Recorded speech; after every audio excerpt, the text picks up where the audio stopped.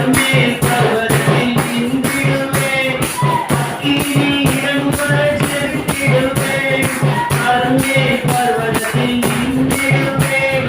அக்கினி இறங்குவர செலுத்திடுவேன்.